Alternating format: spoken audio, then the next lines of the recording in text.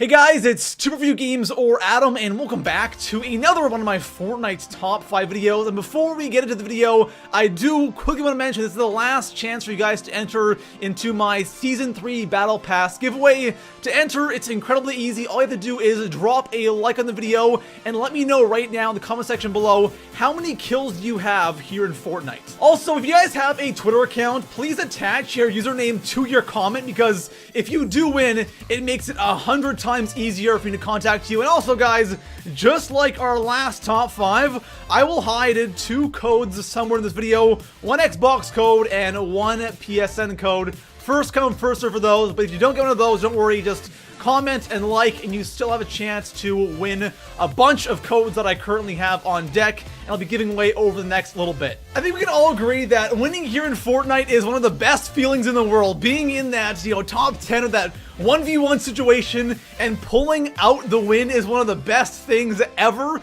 And it can be tough, though, to win in this game consistently. So if you're someone who is struggling to win in this game, today I'll be going over 5 things that you're probably doing wrong. And if you fix a couple of these things, I guarantee you'll see a lot more wins. Of course, guys, if you are new to the channel and you want to see more Fortnite's top 5 videos, make sure to hit that sub button. And besides that, let's get into today's top 5 video. So coming in at the number 5 spot on my list, building at the end of the game is absolutely mandatory. If you do not build end game, you're not building bases, there is a very high chance you're going to lose. And this is quite obvious, right? I didn't want to put it on the list because it's so obvious. Of course you have to build at the end of the match, but it is incredible how many people don't build. There are so many matches where I'm the only guy building a base. The circle's so small, there's 5, 6 left, and I'm the only guy sitting there in a base. Everyone else is creeping around and hiding behind trees, which sometimes can work, but for the majority of the time, you're gonna lose. All I have to do is shoot that tree, RPG that tree, and your cover is gone, and you're dead. Out of everything I'm going to talk about in this video, this is hands down the most important thing, but it's just so obvious. That's why I have it here in the 5 spot. So if you want to see more wins, end game, especially when that circle starts getting small, make sure you're constantly building bases. If you build and your base is outside the circle, move in the circle and build right away. Now, when it comes to end game, like there's only a couple people left, make sure you're building with brick or steel. Don't, if you have to do wood, you can, but brick and steel is so much nicer than using wood. It gets destroyed so fast, especially there's RPG spam at the end, so make sure you have enough materials for the end game. But if you build more at the end of the game, I guarantee you're going to see a ton more wins. So coming in at the number 4 spot on my list, please don't hide behind trees. This is one of the most common things you see at the end game in Fortnite. It is unbelievable how many people hide behind trees, and it is literally suicide if you're gonna go and hide behind a tree, because when it gets down to me 5, 4, 3 people or 2 people left, and you're there hiding behind a tree while somebody else is in a base, you're dead. You're gonna lose, because all I have to do, if I'm in the base, all I have to do is shoot that tree a couple of times with my gun, it disappears, and you are completely exposed. If they have an RPG or a scar, you're screwed. Now, obviously, there's gonna be those games where something might have gone horribly wrong and all you have for cover is a tree. Now, that's totally okay, but if your strategy for winning games or trying to, get in that top 5, top 10 is by running around and hiding behind trees, it's one of the worst things you could possibly do. And you know what? I completely understand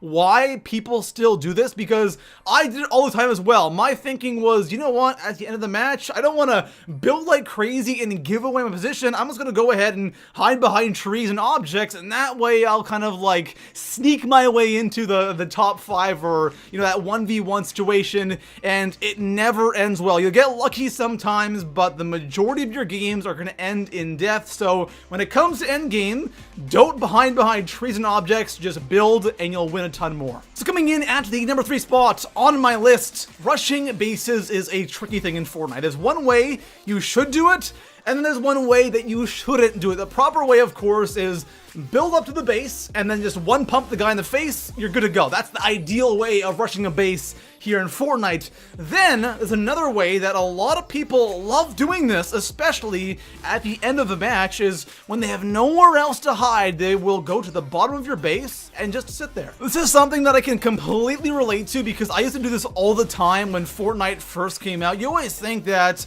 there's no way they'll notice that I'm down here, and sometimes you can successfully actually get there, but it doesn't take much for them to spot you, especially if they're looking down around the map. It's really easy to see if someone's sitting at the base of your base, and what a lot of people like to do is they'll successfully get to the bottom of your base, and then they'll start hitting down the walls, and it alerts you instantly, and then you're just instantly dead. All they do is RPG you, or since they're looking down, they can easily get a couple headshots on you with a AR or a SCAR, and you're absolutely screwed. Now, if you find yourself in a situation where you are at the bottom of someone's base, at least build some kind of cover above you so they don't know exactly where you are. It gives you at least a chance of surviving.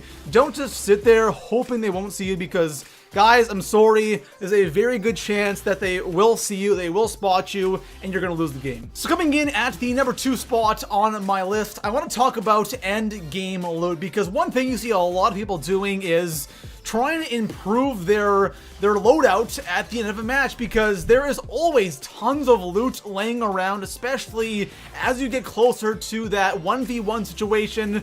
There's just loot over the place. There's gold scars everywhere. There's chug jug, shields, medkits, anything you would need. It is lying all over the map because people are kind of scared to go out. But those who do will go and try to improve their loadout, and they become easy targets. And this can be challenging because we all find ourselves in those matches where we don't really have the best loot, right? You're not going to get great loot every single game, and there are games where you're in that top 5 situation and you have a white AR or a green AR, and it's so tempting to go out and loot, but that's a really bad idea. I find that towards the end of the game, people are so crazy for loot, they'll actually run into the storm to get loot, and running into the storm at the end of the game is such a bad idea because it takes so much of your health so quickly, but people don't care. They will run right into the storm and they will take all that damage, maybe for some ammo or a scar, and of course sometimes you might be out of options and that's the only thing you can really do. But if you have bad weapons, you don't need to go out there and replace them. You're probably good with what you have. If you're building, if you're doing all that stuff, you should be fine. You don't have to go crazy for the loot end game, and there's probably going to be an opportunity to grab something as you're moving. So don't go crazy for a loot end game, guys. It's not a big deal. You can win with what you have. So coming in at the number 1 spot on my list, this definitely isn't the most important thing when it comes to winning game. That belongs to building, but this is something that is still very important, and it's kind of underrated. It kind of surprises me how important it actually is, and I don't think about it all that much, and that's the RPG. I think the RPG is the king of endgame, and I think if you have an RPG, you have a significant advantage over everybody else, especially if you have the gold RPG, because then you can really kill people with it. The blue and purple are all right. The blue is actually really bad with killing people, but the gold, my gosh, this thing absolutely wrecks. And if you can manage to get an RPG, if you can manage to get good positioning with your base, you should have absolutely no problem winning. Most of the time though, at the end of the game, we're just not gonna have RPGs. You just don't get them all that often. The only time you really get them is you get really, really lucky and you get them from a chest, or you happen to kill somebody and they have an RPG, but even then, the chances of getting one are still incredibly slim. Now, the one thing that I do notice when playing is when you want to get a gold RPG, the best way to do it consistently every single game is wait kind of towards the end of the game, not like really towards the end when you're like top 5 or like when the circle is really small, but as the circle is kind of getting smaller and smaller, 2 supply drops will start spawning in at once. Those I find always drop either gold scars, gold RPGs, and sometimes gold snipers, but most of the time I'm always getting gold RPGs from those, and it's perfect because